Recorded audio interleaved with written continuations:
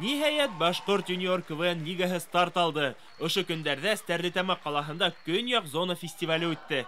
Бәйгелә бөтәһе 14 команда көс һынашты.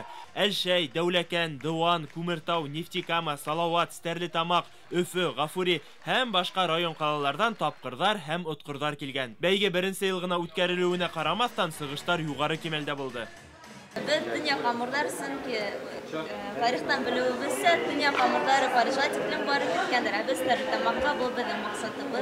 Biz büyük odakına edilgendik indi biz bu şunday dursak ne birisi tapqır kilgende indi korkunç sıra oldu. Сәхнәгә сыҡҡас, ҡурҡып бөттө. Һөҙөмтәлә төрлө номинацияларда бүләктәр тапшырылды.